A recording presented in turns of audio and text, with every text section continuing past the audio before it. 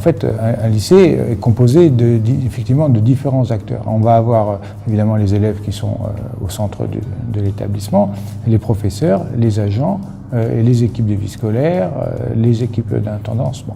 Donc le rôle du proviseur, c'est de mettre en synergie tous ces gens et de faire en sorte que derrière, l'objectif final auquel que l'on veut atteindre puisse être atteint grâce à l'engagement de chacun dans ses propres missions. Alors ce sont des lycéens donc, qui ont souvent beaucoup d'idées éco-responsables et qui ne peuvent pas concrétiser leurs idées tout seuls. Donc il y a besoin de l'accompagnement d'adultes, de nous professeurs, mais également d'intendance, de la direction, parce que quelquefois il y a besoin d'un budget.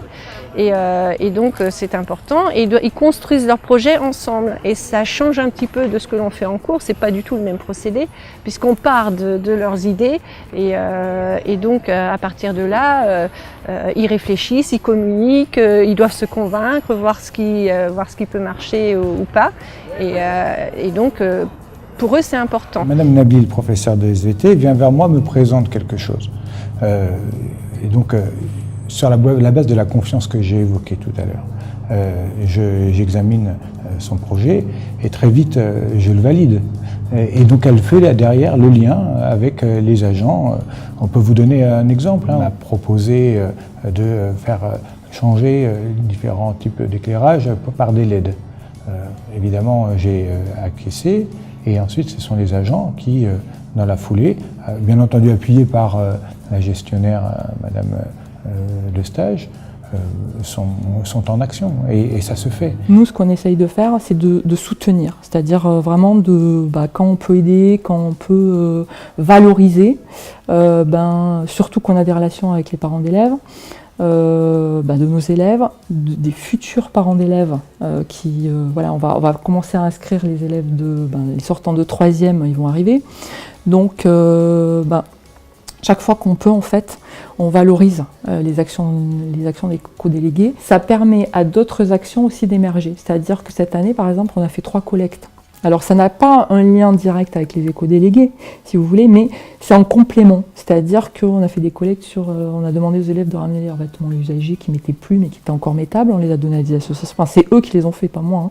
Ils les ont donnés à des associations. Ils ont récupéré des stylos, des cahiers qu'ils ont aussi donnés à des associations. C'est peut-être éloigné des éco-délégués, mais vous voyez, ça s'étend, c'est-à-dire que on essaye de récupérer, de réutiliser, de donner aux associations. C'est tout un courant en fait.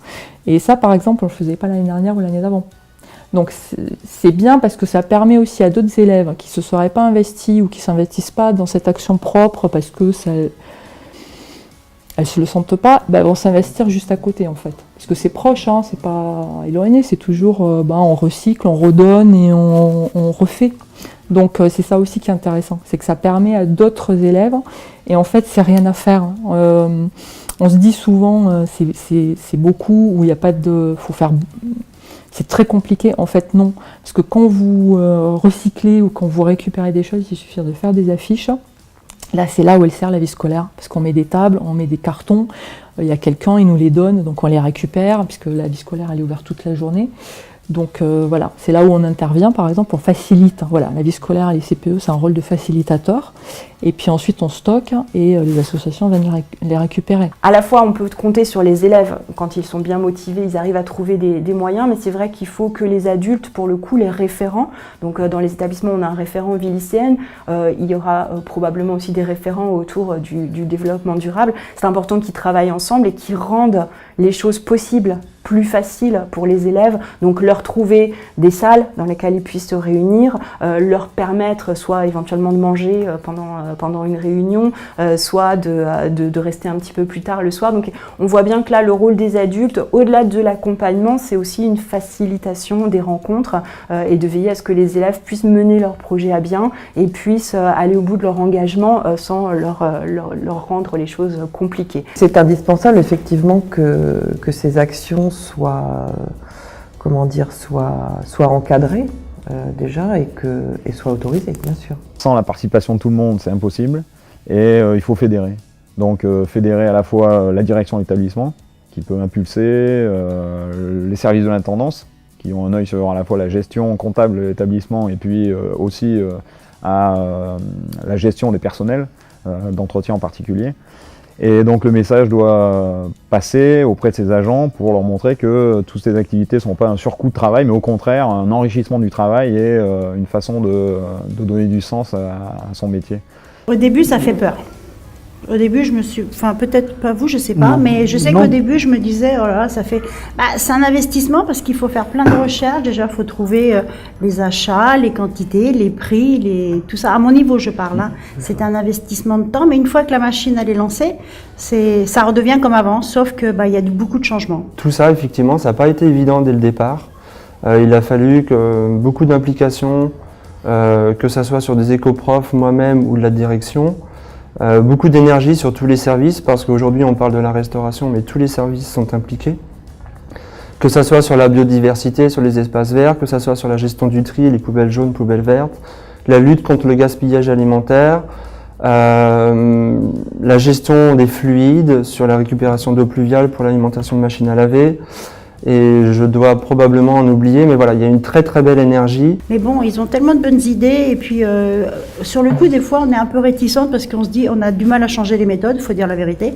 Mais quand on les écoute et quand on voit que ça marche et qu'ils s'investissent, pourquoi pas. Et tout ce qu'ils ont fait jusqu'à maintenant, ça commence à bien marcher de plus en plus. Donc, il faut continuer dans ce sens-là. Ma fonction, en fait, c'est tout ce qui est entretien du lycée, concernant le bâtiment.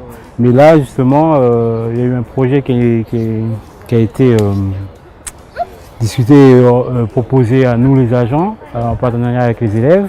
C'est pour montrer déjà au sein d'un lycée que c'est possible, par rapport à mes collègues dans d'autres lycées ou même mes collègues ici, qu'il ne faut pas hésiter à se lancer dans des projets, notamment avec les élèves, parce qu'on apprend à les connaître et à les comprendre aussi.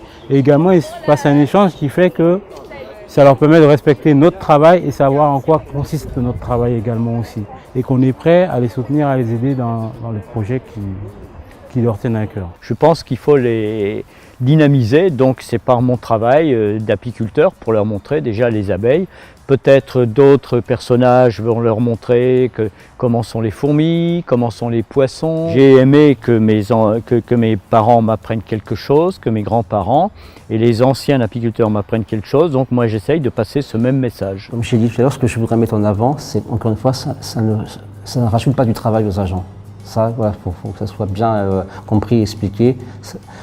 Ça n'a jamais rajouté de travail aux agents, parce que je pense que c'est quelque chose qui est assez mal perçu, peut-être dans d'autres établissements, quand ils se disent ouais, éco-responsable, on va encore faire plus de choses, machin, et voilà, je tiens à préciser que ça ne rajoute aucun de travail supplémentaire. Ça ne s'est pas fait brutalement, comme je disais, ça s'est fait après plusieurs réunions de comité de pilotage à laquelle j'ai participé.